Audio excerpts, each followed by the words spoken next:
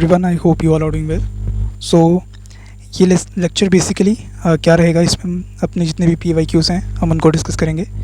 P Y Qs में हम ये देख रहे हैं, सबसे पहले हम जी एस 4 देखेंगे, क्योंकि जी एस 4 का यहाँ पे वेटेज एक साइंटिफिक पेपर है। ठीक है, एक ही पेपर को पढ़ के आप 250 नंबर का सीधा सीधा टारगेट आप कर सकते हो।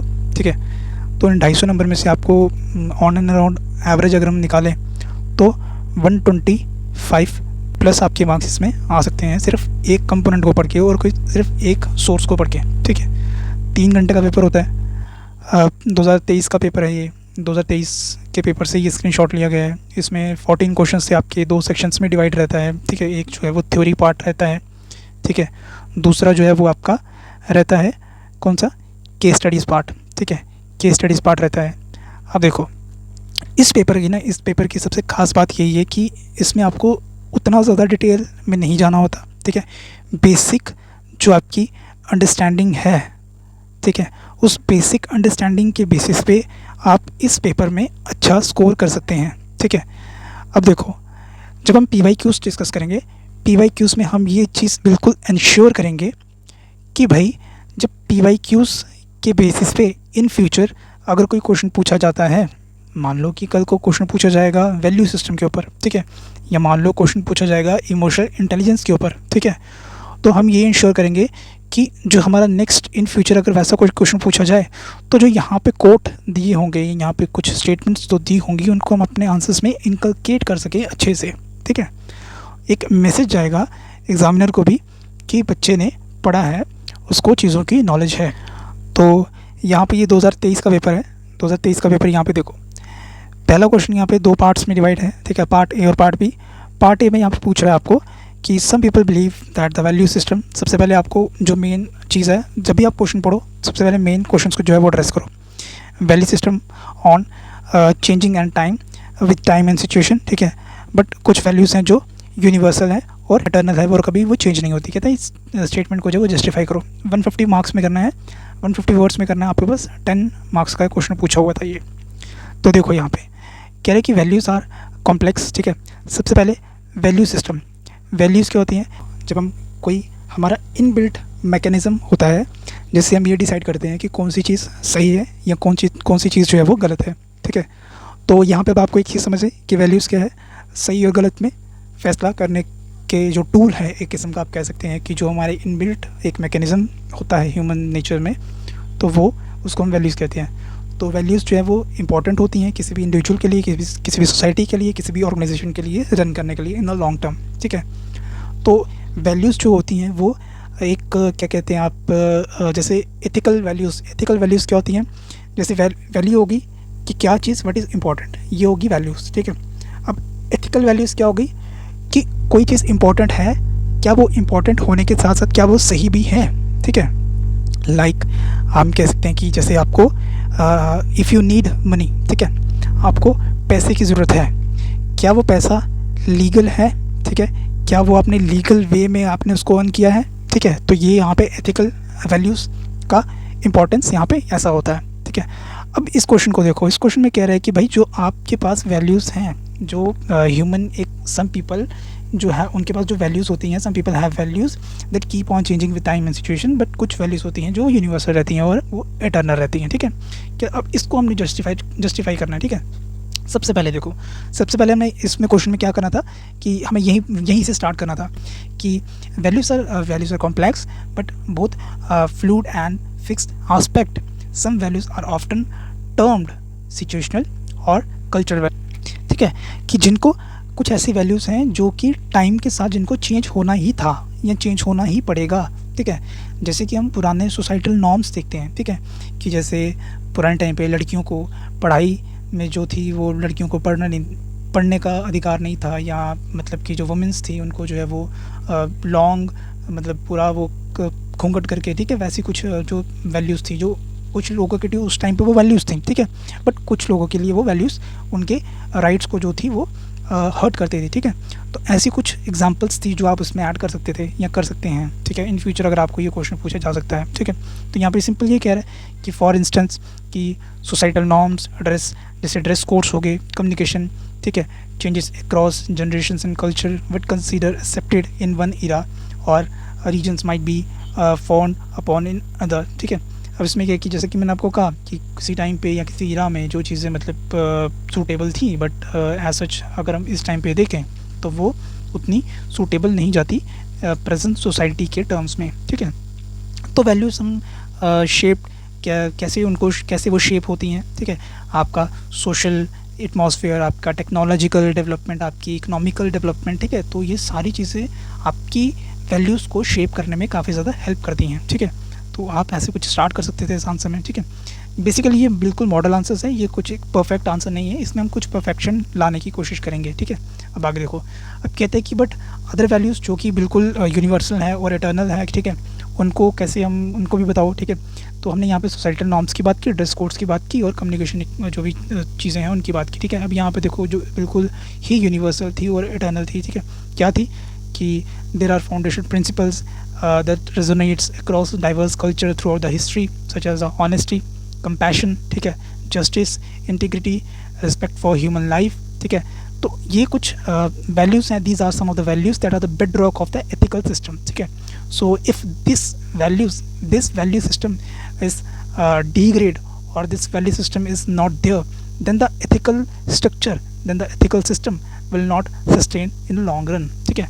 in any kind of organisation और सोसाइटी और अ बॉडी, ठीक है, विच इज़ देयर, ठीक है। तो ये आपको समझ आया कि कैसे आपको इस चीज़ को फ्रेम करना था, और आपको थोड़ा सा ये चीज़ पता लगी होगी कि वैल्यूज़ क्या होती हैं, वैल्यू सिस्टम क्या होता है। वैल्यूज़ क्या बताया मैंने, values is equal to equals to belief plus आपका इमोशंस, ठीक है। Values are our inbuilt mechanism to decide that what is right और व्हाट इज़ रॉन्ग, ठीक है। तो यहाँ पे अब आपको चीज़ें थोड़ी सी क्लियर हो गई होंगी, ठीक है। अब देखो, अब जब हमारे पास ऐसे क्वेश्चंस आते हैं कि प्रिंसिपल कोड बेस्ड एक कुछ क्वेश्चंस आते हैं, जैसे अब यहाँ पे देखो सत्यम वदम वदा धर्मम चरा, ठीक है। अब इसका मतलब क्या है, इसका मतलब क्या है कि संस्कृत का इसका जो संस्कृत डिक्टम है, that translate to speak the truth and practise rightness, ठीक है। अब इसको हम कैसे, ये तो जिसको पता था, या हम कुछ जब यूपीएससी का पेपर होता है तो वहाँ पे हिंदी होती है, बट यहाँ पे तो जेकेपीएससी में कुछ ऐसा नहीं होता, यहाँ पे हिंदी नहीं होती, तो ये question might be difficult for many of you, ठीक है। तो अब इसमें देखो, इसमें आप सीधा अगर आपको स्टेटमेंट नहीं आती तो आप सीधा यहाँ पे थोड़ा सा, सत्यम का मतलब होता है कि ट्रुथ, ठीक है। धर्मा का मतलब होता है, ठीक है, क्या आपका जो राइटनेस या प्रैक्टिस, ठीक है, जो भी चीज़ें मतलब लार्ज स्केल पे उस पर सोसाइटी के लिए अच्छी होंगी, ठीक है। तो आप उसको एज अ थोड़ा सा एक्सप्लेन करके तो यहाँ पे कर सकते थे। तो अब आप इसको इन फ्यूचर कोई आपको आंसर आएगा या कोई आप इसको यूज़ कर सकते हो, सत्यम वदम धर्मम चरा, ठीक है। तो आप इसको यूज़ कर सकते हो अपने आंसर्स में। अब देखो, स्पीक ट्रूथ, प्रैक्टिस राइटनेस, ठीक है। तो ये दो चीज़ें हर किसी इंसान में होनी चाहिए, ठीक है। Being honest, transparent and upholding factual accuracy, avoiding deceit और मिसपरसेप्शंस, ठीक है। These are the true values, these are also kind of value system, ठीक है, कि जो एक ह्यूमन में हमें देखने को मिलता है, ठीक है। अब यहाँ पे देखो, धर्मा सिग्निफाइज दैट समवंस ड्यूटी, कोई मॉरल ऑर्डर, राइट्स, एक्शंस, ठीक है, that uphold justice and well-being for all. It means acting in accordance with the what is morally correct and beneficial to the society, ठीक है। तो ये मैंने आपको भी बताया कि जो लार्ज स्केल पे, जो मतलब लार्ज लेवल पे जो एक चीज़ें इम्पैक्ट करें, ठीक है।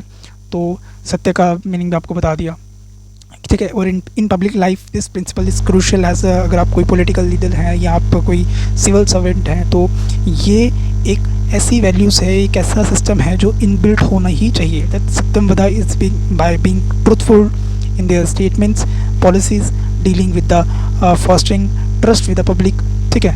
एंड धर्मचर्या demands that their actions are ethical, just and prioritise the welfare of citizens over personal and और partisan gain, ठीक है।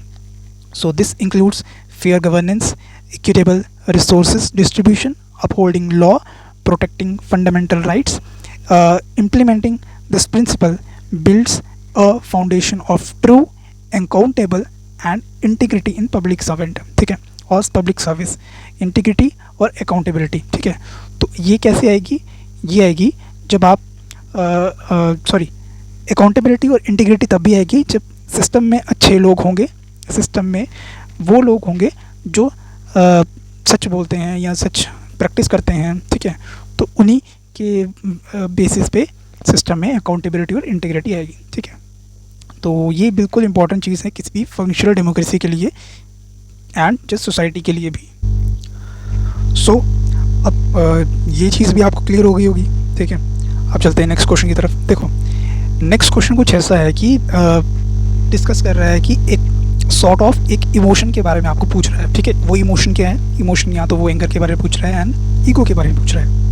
कह रहे discuss how anger and ego which are harmful to both personal and professional life lead to negative emotions and undesirable behaviour, ठीक है। सो ये question जो है वो आपका इमोशंस पे, ठीक है। इमोशनल इंटेलिजेंस जो आपका टॉपिक है उससे ये पूछा गया है। तो सबसे पहले आपको क्या करना था, आपको एंगर और ईगो को थोड़ा सा एक्सप्लेन करना था कि anger and ego are powerful forces that significantly harm both personal and professional sphere by fuelling negative emotions, ठीक है। So this are a kind of negative emotions, जैसे कि आपको पता है कि साइकोलॉजिस्ट पॉल एकम, ठीक है, मैं यहाँ पे नाम लिख देता हूँ, पॉल एकम, ठीक है, एकमन पॉल एकमन, इन्होंने क्या कहा था, इन्होंने कुछ 6 बेसिक इमोशंस को सजेस्ट किया था, यूनिवर्सल थे वो। उन्होंने कहा था कि fear, disgust, anger, surprise, happiness and sadness, ठीक है। These are some of the emotions that are the 6 basic emotions that every human or every individual have, ठीक है। बट इस चीज़ को थोड़ा डाइवर्सिफाई किया गया बाद में, ये कहा गया कि some emotions can be divided into positive emotions and negative emotions, ठीक है। तो जब हम पॉजिटिव इमोशंस की बात करते हैं, पॉजिटिव इमोशंस में कौन कौन से इमोशन आएंगे, जैसे कॉन्फिडेंस, काल्मनेस, पॉइस, ठीक है, एंथुजियाज्म, ठीक है, एक्सलरेशन, ठीक है, ठीक है। तो ये सारी क्या होगी, ये पॉजिटिव इमोशंस हो गए। नेगेटिव इमोशंस क्या हो गए, जैसे डिप्रेशन, ठीक है, फ्रस्ट्रेशन, ठीक है, एंजाइटी, एंगर, ठीक है, ego, these are some of the negative emotions, ठीक है। तो इसमें यही कहा गया है कि ये सारे इमोशंस जो नेगेटिव इमोशंस हैं, ये ना सिर्फ एक पर्सनल लाइफ के लिए बट एक प्रोफेशनल लाइफ के लिए भी हार्मफुल हैं और नेगेटिव हैं, ठीक है। तो इन्हीं चीज़ों को यहाँ पे इस वे में पूछा गया है कि डिस्कस हाउ, मतलब कैसे ये किसी भी इंसान को उसकी ग्रोथ को रोक सकते हैं, ठीक है। तो आपको ऐसे ही शुरू करना था कि एंगर और ईगो जो है वो सिग्निफिकेंटली हार्मफुल हैं। तो जैसे कि मैंने आपको बताया, फिर एंगर अनचेक्ड लीड टू, जैसे कि हम कभी कभी अगर गुस्से में होते हैं तो कहते हैं ना कि गुस्से में कभी भी कोई भी डिसीजन नहीं लेना चाहिए। मान लो कि आप कोई सिविल सर्वेंट है, ठीक है, तो उसको कोई अपना पर्सनल उसका इशू है या पर्सनल उसका कुछ चल रहा है, इशू चल रहा है, तो वो मान लो कि अपने पर्सनल गुस्से में आके कोई डिसीजन ले ले, ठीक है, कोई ऐसा डिसीजन ले ले कि जो कि लार्ज सोसाइटी को नेगेटिव वे में इम्पैक्ट कर जाए, ठीक है। तो वो चीज़ बिल्कुल सरासर गलत है। एक तो होता है गलत, एक तो होता है सरासर। तो वैसी चीज़ें ना हो तो एक सिविल सर्वेंट को अपने इमोशनली इंटेलिजेंट होना चाहिए, ठीक है। जो इमोशनल इंटेलिजेंस भी एक आपका टॉपिक है, तो उसी का ये पार्ट है, वहाँ से ये क्वेश्चन पूछा गया है, ठीक है। प्रोफेशनल लाइफ में तो बिल्कुल ही नहीं होना चाहिए, ठीक है, कि आप एंगर हो जाएं तो एंगर में कई बार झगड़े हो जाते हैं, ठीक है, तो वो काफ़ी चीज़ें बढ़ जाती हैं, ठीक है। ईगो क्लैशेस हो जाते हैं कई बार एक ऑर्गेनाइजेशन में, कॉर्पोरेट सेक्टर में तो ये काफ़ी ज़्यादा देखने को मिलता है कि ईगो क्लैशेस हो रहे हैं, ठीक है। तो वहाँ पे ये चीज़ें ज़्यादा रहती हैं। बट अब कहीं ना कहीं ये चीज़ें गवर्नमेंट सेक्टर में भी काफ़ी ज़्यादा देखने को मिलती है। गवर्नमेंट सेक्टर में उतनी ज़्यादा उभर के बाहर नहीं आती हैं, क्योंकि एक हायरार्की रहती है। तो हायरार्की में आपका प्रमोशन जो भी रहता है वो आपके सीनियर्स के रहता है, तो उसमें लोग इतना खुल के नहीं आते। बट कॉर्पोरेट सेक्टर में तो ये चलता है। तो यहाँ पे यही आपको बताना था कि ये पर्सनली भी, मतलब कि आपकी उसके लिए हार्मफुल है, आपकी प्रोफेशनल लाइफ के लिए भी हार्मफुल है, ठीक है। एक लैग करती है ईगो। अगर किसी इंसान में ईगो आ जाए तो वही तो यही बोलेगा ना कि जो मैं बोल रहा हूँ वही सही है। मान लो कि कल को आप कोई टीम लीडर है आपका, ठीक है, तो टीम लीडर जो है वो अपनी ईगो में बैठा हुआ है, उसको वो यही सोचता है कि सब कुछ मुझे ही पता है, आपके जो टीम के बाकी मेंबर्स हैं, जो आपके सबऑर्डिनेट में काम कर रहे हैं, उनको कुछ नहीं पता। मान लो कि आपने कोई उसको अपने टीम लीडर को अच्छी सी कुछ सजेशन दी, बट आपके टीम लीडर में इतनी ईगो थी कि वो जो डिसीजन था जो ले सकते थे, जो बेनिफिट कर सकता था आपको फाइनेंशियली या आपकी टीम को या आपकी कंपनी को या जिस ऑर्गेनाइजेशन में आप काम कर रहे हैं, तो वो डिसीजन नहीं लिया गया। अब जो डिसीजन नहीं लिया गया, फिर जब बाद में गलती देखी, गलती एनालाइज़ की, उस वजह से नुकसान हुआ, तो फिर बाद में ये देखा गया कि जो डिसीजन सजेस्ट किया था अगर वो लिया जाता टाइम पे तो वो चीज़ें लॉस नहीं होता या वो चीज़ें लॉस में नहीं जाती। तो इसीलिए ईगो आपके प्रोफेशनल के लिए, आपकी पर्सनल लाइफ के लिए, ठीक है, इवन कि कोई ऑर्गेनाइजेशन है, कोई बॉडी है, ठीक है, गवर्नमेंट सेक्टर में, गवर्नेंस में, ठीक है, तो ये सारी चीज़ों का होना नहीं चाहिए। ये आपको पूछा क्यों जाता है? सबसे पहले बात तो ये पूछा क्यों जाता है? ये आपके लिए आपको बताया जाता है कि भाई आप गवर्नेंस में आ रहे हो, आप एक कॉम्प्लेक्स डेमोक्रेसी को संभालना है आपने, तो इन चीज़ों को ज़रा सा पढ़ के आना और इन चीज़ों से थोड़ा दूर रह के आना कि कल को ये ना हो कि आप कोई ऐसा डिसीजन ले लें जो बाद में आपको उसके रिपोर्केशंस आपको भुगतने पड़े। आप बाकियों को तो भुगतने पड़े बट आपको उसके ज़्यादा रिपोर्केशंस भुगतने पड़े। ठीक है, चलो अगला स्टेटमेंट, अगला क्वेश्चन देखो। अब ये क्वेश्चन से क्या पूछा गया है कि do you believe that Nishkam karma yoga doctrine of the Bhagavad Gita that you have the right to perform your prescribe duties, ठीक है, prescribe duties, but you are not satisfied, but you are not entitled to the fruits of your action. ठीक है, आपको पता ही होगा कि ये भगवत गीता का सबसे मतलब फेमस कोट है, ये हर जगह बताया जाता है दैट कि आपको कर्म करना है, फल की चिंता नहीं करनी, लाइक दैट समथिंग। तो उसी पे ये क्वेश्चन था। तो यहाँ पे आपको सीधा स्टार्ट करना था, I do believe in perform wisdom of the निष्काम कर्म डॉक्ट्रिन, ठीक है, फ्रॉम द भगवत गीता। सीधा क्वेश्चन से स्टार्ट करना था। ये क्वेश्चन से आप ऐसे ही अगर आपको कोई स्टेटमेंट है तो सीधा क्वेश्चन से स्टार्ट करो। ठीक है, तो ये इंट्रोडक्शन पता लग गया कैसे इंट्रोडक्शन बनाते हैं। एंड ठीक है, this does not imply apathy और अ लैक ऑफ एफर्ट्स। ठीक है, मान लो कि आपको पता है कि आप कोई काम कर रहे हो, ठीक है, आपको पता है कि ये आप आज आप कोई एग्ज़ाम की तैयारी, मान लो आप यूपीएससी या केस की तैयारी कर रहे हो, आपको पता है कि कल को आप किसी डिस्ट्रिक्ट के तहसीलदार या डिस्ट्रिक्ट मजिस्ट्रेट बनोगे। तो अब आप उसी फल में तो डूबे नहीं रह सकते कि अच्छा मैं तो बन ही जाऊंगा, तो मुझे उतना ज़्यादा फिर आपके एफ़र्ट्स जो हैं वो कम हो जाएं। ठीक है, रादर देन वो आपके लिए इंकरेजमेंट होना चाहिए, ज़्यादा आप एफ़र्ट लगाओ उसमें, ज़्यादा आप उसमें चीज़ें ऐड करो। ठीक है, तो ये एक चीज़ है इसमें। अब यहाँ पे आपको ऐसे कि focusing more on the process, ठीक है, रादर देन एंड रिजल्ट्स। ठीक है, process is the result in itself. ठीक है, कि आपने अगर आपका प्रोसेस अच्छा रहेगा, अगर आपका वो जो आपका पूरा इनबिल्ड जो एक रोड मैप है, ठीक है, अगर आपने उसको अच्छे से अगर कोई रोड है, आपको पता है कि ये रोड टफ़ है, ठीक है, अगर आप उस रोड के अगर आप टफनेस को ही देखोगे कि यार ये तो बहुत मुश्किल है, ये तो पार ही नहीं होगा, ठीक है, मैं यहाँ लास्ट तक कैसे पहुँचूँगा, तो तब तो आप यहीं पे फेल होगे। इससे अच्छा without any doubt, without any hesitation आप सीधा उस रोड पे चलिए, रास्ते में जो चीज़ें होगी उसको उसी के वे में आप एड्रेस करिए या उसी के वे में उसको हैंडल करिए।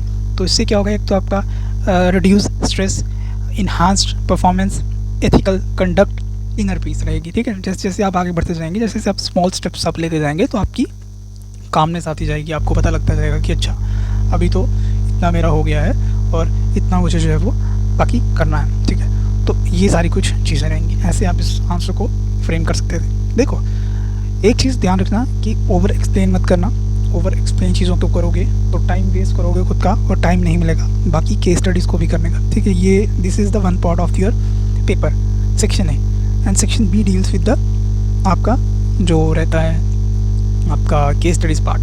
ठीक है, तो वो भी इम्पॉर्टेंट है, उसको भी आपने देखना है। अच्छा ये क्वेश्चन देखो, opinions, give your opinion with illustration on the statement that the politics and ethics do not go together। अच्छा अब ये काफ़ी मतलब काफ़ी अच्छी स्टेटमेंट है ये, काफ़ी बार ये ऐसे थीम पे क्वेश्चन पूछा गया है कि एथिक्स को पॉलिटिक्स से जोड़ दिया, एथिक्स को करप्शन से जोड़ दिया, ठीक है, एथिक्स को, ठीक है, और आपका बिजनेस लाइफ में, ठीक है, इकोनॉमिक डेवलपमेंट में से जोड़ दिया। एथिक्स में पॉलिटिक्स नहीं होनी चाहिए बट पॉलिटिक्स में एथिक्स होनी चाहिए। ठीक है, ये एक कहा जाता है कभी कभी। इसमें आप सबसे पहले गांधी जी को कोट करो। गांधी जी का क्या है, गांधी जी ने कहा था कि 7 सोशल सिंस बाय द, जो बताए थे उन्होंने 7 social since bye Gandhi ji. ठीक है, तो उसमें क्या था, पॉलिटिक्स विदाउट प्रिंसिपल, उसमें से एक था। ठीक है, कि जो भी पॉलिटिक्स है अगर वो विदाउट प्रिंसिपल होती है, तो उससे सोसाइटी कभी भी इम्प्रूव नहीं कर सकती। ठीक है, ये गांधी जी का कहना है। तो ऐसी ही चीज़ें, ऐसे एग्जांपल्स आप लाइए, ठीक है, उसको आप इनकलकेट करिए अपने आंसर्स में। ठीक है, अब यहाँ पे क्या बताता है कि गांधी जी का बेस्ट एग्जांपल, भाई गांधी जी को अगर आपने आंसर्स में लिख दिया, लोग कहते हैं कि पुरानी एग्जांपल्स हैं मत लिखो, बेशक पुरानी है बट आप लिखो। ठीक है, देखो गांधी जी को लिखोगे इम्पैक्ट अच्छा हो जाता है। ठीक है, एक अच्छा रिस्पॉन्स आपको देखने को मिलेगा। ठीक है, अब देखो यहाँ पे क्या महात्मा गांधी मैंने बताया आपको, जो मॉरल प्रिंसिपल्स की मैंने बात की। ठीक है, और यहाँ पे नेल्सन मंडेला बेस्ट एग्जांपल। ठीक है, उन्होंने जो सेट की थी अपने टाइम पे। ठीक है, उसके बाद आप लाल बहादुर शास्त्री जी को आप यहाँ पे कोट कर सकते हो, स्वामी विवेकानंद जी को आप यहाँ पे कोट कर सकते हो। ठीक है, कि एथिक्स कैसे क्यों इंपॉर्टेंट है या क्यों होनी चाहिए। ठीक है, तो एथिक्स एक, फिर आप चाणक्य को भी यहाँ पे ऐड कर सकते हो कि धर्म जो आपका एथिकल वे में एक रूलर को कैसे अपना उसमें एथिकल वे में सारा उसमें इंगेज होना चाहिए। ठीक है, बट आप ये करिएगा कि जो आप मॉडर्न एग्जांपल्स आप उनको ही लिखिएगा। ये चीज़ आपको समझ आ गई कि कैसे आपको ये, आई थिंक ये क्वेश्चन ऐसा था कि जो मतलब इजी था, डूएबल था। ठीक है, अब देखो आगे देखो, how does ethical responsibility play a role in environmental sustainability. कह रहे एथिक्स अगर हम रिस्पॉन्सिबिलिटी अगर सब में आ जाए तो इन्वायरमेंट एक सस्टेनेबल बनाने के लिए कैसे वो मतलब क्या रोल प्ले करेगा। ठीक है, तो बेसिकली वो ये पूछ रहा था। अब देखो यहाँ पे क्या था कि एथिकल रिस्पॉन्सिबिलिटी बिल्कुल ही होनी चाहिए, हमें ये बिल्कुल मतलब छोटे एज से ही बच्चों में इनकलकेट करना चाहिए कि आपको इन्वायरमेंट के प्रति भी हमारी कुछ वैल्यू सिस्टम है, उसको हमें लेके चलना पड़ेगा। ठीक है, प्रोटेक्ट द इन्वायरमेंट। ठीक है, तो क्लीन इन्वायरमेंट होना चाहिए। क्लीननेस एक टाइप है जो हमें बच्चों को सिखानी चाहिए। ठीक है, चाहे वो इन्वायरमेंट के रिलेटेड हो, ठीक है, नेचर के रिलेटेड हो, उसको प्रोटेक्ट करना है, हमारे जो इन्वायरमेंट है उसको हार्म नहीं करना। ठीक है, क्योंकि हमें इसको फ्यूचर जनरेशन को हमें इसको देना है। ठीक है, उसको सौंपना है। ठीक है, और सिर्फ लीगल चीज़ों का कंप्लायंस हम लोगों पे थोप नहीं सकते। ठीक है, लीगली हम लोगों से करवा लेंगे बट कितना ही लीगल करवाओगे आप, जब तक वो हैबिट चेंज नहीं होगी। हैबिट एक ही चीज़ से चेंज होगी, जब आप बच्चों को बचपन से ही आप उनको इन्वायरमेंट के प्रति आप उनका एक वैल्यू सिस्टम आप क्रिएट करोगे। ठीक है, कि अगर आप इन्वायरमेंट को साफ़ रखोगे तो आपको ही साफ़ हवा मिलेगी, साफ़ पानी मिलेगा, साफ़ आपको रोड्स मिलेंगे। ठीक है, साफ़ आपको अपना इन्वायरमेंट मिलेगा, स्पीशीज़ के लिए, दूसरों के लिए अच्छा होगा। ठीक है, तो ये सारी चीज़ें अब इसमें की एस्पेक्ट्स जो हम इसमें इंक्लूड कर सकते थे, इंटर जनरेशनल इक्विटी। ठीक है, इंट्रा जनरेशनल इक्विटी। ठीक है, ये तो वही आ गया। Biocentric and ecocentric views. ठीक है, सिर्फ हम अपनी आंखों के सामने जो चीज़ें हैं उनको नहीं, बट उससे बियॉन्ड भी जाके हम चीज़ें कर सकें। ठीक है, प्रिकॉशनरी प्रिंसिपल। ठीक है, एथिकली ठीक है, हमें जो है वो कुछ कॉशंस लेने पड़ेंगे, हम वो चीज़ें हम ना करें कि जिससे इन्वायरमेंट को हार्म हो। तो ये कुछ चीज़ें थी जो आप ऐसे अपने इको फ्रेंडली टेक्नोलॉजीज, मतलब जितना आप सस्टेनेबिलिटी के बारे में आप अपने आंसर्स में लिख सकते हैं उतना लिखिए कि हमें बर्निंग वगैरह कुछ भी है हमें वो उसमें यूज़ नहीं करनी चाहिए। ठीक है, तो ये आप अपने आंसर्स में इंकलकेट कर सकते थे। तो आई थिंक ये अब आपको यहाँ पे चीज़ें क्लियर हुई होंगी। अब इसमें फोर्थ आंसर देखिए, कह रहे what are the benefits and ethical issues of using AI in the banking and the financial sector, but ethical questions must you ask when you build your AI। ठीक है, सबसे पहला एथिकल बैंकिंग में ethical system आपको AI क्या है, basically artificial intelligent. ठीक है, आर्टिफिशियल इंटेलिजेंस का मतलब ये है कि वो हम उसमें कुछ इनबिल्ट हमने उसको कुछ चीज़ें सिखाई हैं और वो उन्हीं सीखी हुई चीज़ों में जो ह्यूमंस का जो एक्शन रहता है, जो भी चीज़ें वो उससे जो उसको मतलब टाइप करते हैं या फिर वो उन्हीं चीज़ों को सीखता है, फिर उसी वे में वो लोगों को आंसर्स प्रोवाइड करता है। ठीक है, तो ये सारी चीज़ें उसमें इंक्लूड रहती हैं। अब इसको कैसे यूज़ करें AI को कि भाई इन्हांस्ड फ्रॉड डिटेक्शन। ठीक है, थ्रू पैटर्न एनालिसिस। ठीक है, कैसे उसको फिर उससे फाइनेंशियल एडवाइसेस। ठीक है, एल्गोरिथम ट्रेडिंग। ठीक है, फॉर एफिशिएंसी। ठीक है, इम्प्रूवमेंट, रिस्क असेसमेंट। ठीक है, लेंडिंग्स को कैसे, ठीक है, रेट्स को कैसे मैनेज करें। ठीक है, तो ये सारी चीज़ें हम इसमें अपने बैंकिंग और फाइनेंस के पर्सपेक्टिव में एआई में यूज़ कर सकते हैं। ठीक है, तो इससे क्या होगा, इससे हमारी डिसीजन मेकिंग इम्प्रूव होगी। ठीक है, हमें एक डाटा सेट मिलेगा एनालिसिस, डीपर एनालिसिस का, जिससे हम जो है वो अपने पर्सनल ग्रोथ को, अपने फाइनेंसेस को जो है वो मैनेज कर सकें। ठीक है, बट इसमें हम एक चीज़ ये ऐड करें कि इसको हम जो है वो अनएथिकल वे में ना यूज़ करें। ठीक है, कल को मान लो कि हमें कोई डाटा दिया गया है, ठीक है, तो हम उस डाटा को ऐसे मैनिपुलेट करें, ठीक है, जैसे शेयर मार्केट में होता है। ठीक है, कुछ स्मॉल इन्फॉर्मेशन शेयर्स को बेच देते हैं या कुछ शेयर्स को ख़रीद लेते हैं, जिससे जो बड़ी मार्केट को नुकसान हो जाता है। ठीक है, जो मार्केट क्रैश आते हैं। ठीक है, तो वैसी चीज़ें ना हो, तो उसको एथिकल वे में हम यूज़ करें। जैसे एथिकल इशूज़ जैसे बायस एंड डिस्क्रिमिनेशन, ये एक एथिकल इशू हो गया। Transparency, unexplained, black box problem. ठीक है, जैसे प्राइवेसी एंड डाटा सिक्योरिटी, ये एक उसमें इशू रहेगा। जॉब डिस्प्लेसमेंट सबसे बड़ा इशू है कि जॉब्स उसमें रहेगी। अकाउंटेबिलिटी मतलब हम एआई को ही रिस्पॉन्सिबल नहीं मान सकते। एआई मतलब कोई एरर करता है, ठीक है, तो उसमें ये भी इशू रहेगा। ठीक है, तो ये कुछ इशू हैं जो एआई से एथिकल इश्यूज जो है वो रहेंगे। ठीक है, ethical questions when building AI, ठीक है, उसमें ये रहेगा, is the data use for training diverse, ठीक है, एंड फ्री फ्रॉम हिस्टोरिकल बायस। ठीक है, मान लो कि कोई डाटा है वो वेस्ट को फेवर करता है, वेस्ट की कंडीशंस को फेवर करता है, बट जो ईस्ट की कंडीशंस हैं या ईस्ट का जो सोसाइटल नॉर्म्स हैं, ये सोसाइटल जो पैटर्न है, ठीक है, वो सोसाइटल पैटर्न जो सोसाइटी वर्क कैसे करती है उनका, ठीक है, तो वो कैसे है, तो वो एक अलग अलग वे में काम करता है। ठीक है, अगर सिर्फ डाटा उन्हीं के फेवर, ऐसा ही डाटा वो मतलब प्री नोशन एक डाटा रहेगा। ठीक है, एक नोशन रहेगा कि अच्छा ऐसा डाटा होता है। ठीक है, अगर एआई में ऐसे कुछ प्री नोशंस रहेंगे तो वो हर जगह के लिए जो है वो कह सकते हैं आपकी बेनिफिट नहीं रहेगा। ठीक है, तो ये कुछ क्वेश्चंस थे जो सेफगार्ड, ठीक है, प्रिवेंशन, मालिशियस एप्लीकेशंस, ठीक है, तो ये सारे कुछ चीज़ें हैं जो आप इसमें इनकलकेट कर सकते हैं। जैसे डिसीजन मेकिंग प्रोसेस हो गया, डाटा प्राइवेसी हो गया, प्लेसिंग टू प्रिवेंट मिसयूज। ठीक है, AI makes harmful incorrect decisions. ठीक है, पोटेंशियल सोशल इम्पैक्ट। ठीक है, तो ये सारी चीज़ें आप इसमें लिख सकते थे। अब अगला क्वेश्चन देखो, digital detoxification will increase creativity and sense of responsibility. Comment 150। अच्छा, डिजिटल डिटॉक्सिफिकेशन क्या होती है? देखो, कभी कभी आपने देखा होगा कि आप जब भी कोई सोशल मीडिया यूज़ कर रहे हैं, ठीक है, मान लो आप कंसिस्टेंटली वो चीज़ें यूज़ कर रहे हैं, तो उससे क्या रहेगा, आपको एक ही तरह का कंटेंट बार बार उसमें ऐड होता जाएगा। जब तक आप उसको लॉग आउट करके फिर से लॉग इन नहीं करोगे तो वो आपको सेम कंटेंट बताता रहेगा। ठीक है, वैसे ही डिजिटल डिटॉक्सिफिकेशन क्या हो जाता है कि जब आपने ब्रेक लिया, ठीक है, आपका माइंड एक ही तरह से काम कर रहा है इस वे में। अब यहाँ पे क्या हो गया, जब आप थोड़ा सा सोशल मीडिया से दूर रहते हैं या सोशल मीडिया को कम यूज़ करते हैं, ठीक है, थोड़ा सा डिजिटल ब्रेक लेते हैं, जिसको हम डिजिटल ब्रेक भी कहते हैं मॉडर्न टर्म्स में, तो वो भी एक आप कह सकते हैं कि डिजिटल डिटॉक्सिफिकेशन होगी। जब आप सोशल मीडिया का यूज़ बिल्कुल ही नहीं कर रहे, ठीक है, तो वो आपकी थोड़ी क्रिएटिविटी को भी इन्हांस करेगा, ठीक है, उसको इम्प्रूव करेगा।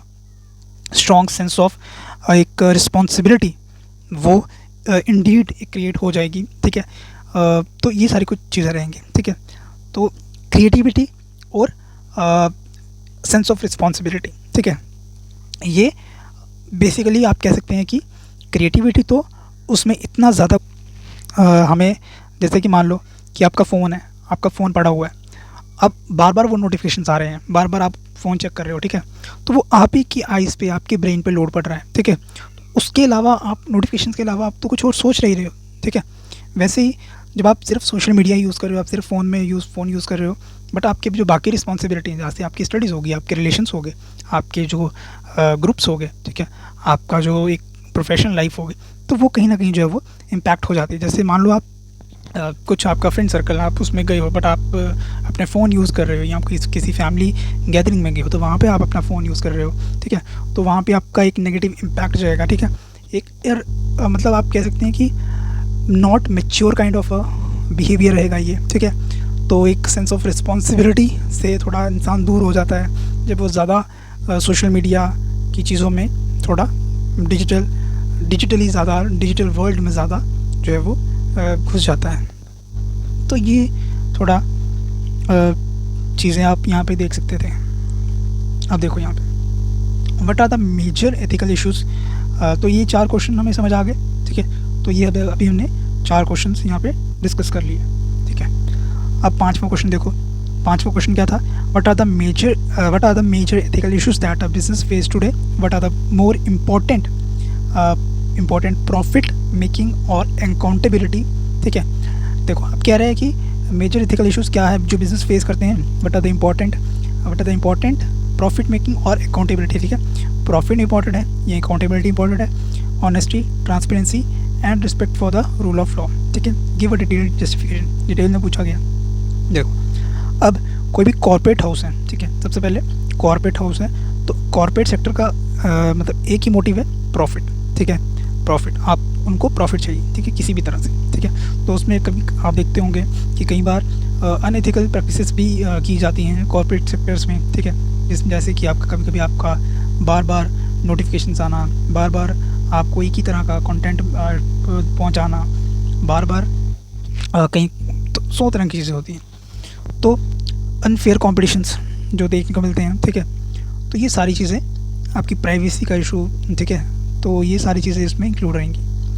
अब प्रॉफिट मेकिंग क्या बुरा है? बिल्कुल बुरा नहीं है, सिर्फ वो एथिकल वे में अगर किया जाए तो वो सही है, अगर वो अनएथिकल वे में किया जाए तो वो सही नहीं है, ठीक है। While profit making is the primary driven for any business survival and growth, it should not supersede क्या? Accountability, honesty, transparency, respect for the rule of law, ठीक है। These are the essential fundamental principle that more important than the profit making, ठीक है। अब long term sustainability आप नहीं कर पाओगे अगर आप अकाउंटेबल नहीं हो, अगर आप ऑनेस्ट नहीं हो, अगर आप ट्रांसपेरेंसी नहीं है आपके बिजनेस में, ठीक है। तो लॉन्ग रन में आप सस्टेन नहीं कर पाओगे, ठीक है। स्टेक होल्डर्स का ट्रस्ट नहीं रहेगा आप, ठीक है। सोसाइटल वेलबींग के बारे में अगर आप नहीं सोचोगे तो सोसाइटी भी देखेगी कि यार ये इंसान तो या ये कंपनी तो सोसाइटी के बारे में सोचते ही नहीं, तो एक नेगेटिव इम्पैक्ट जाएगा, ठीक है। एम्प्लॉयज़ का मोराल जो है वो डाउन होगा, या एम्प्लॉयज़ का मोराल जो है वो उतना अच्छा नहीं रिस्पॉन्स करेगा।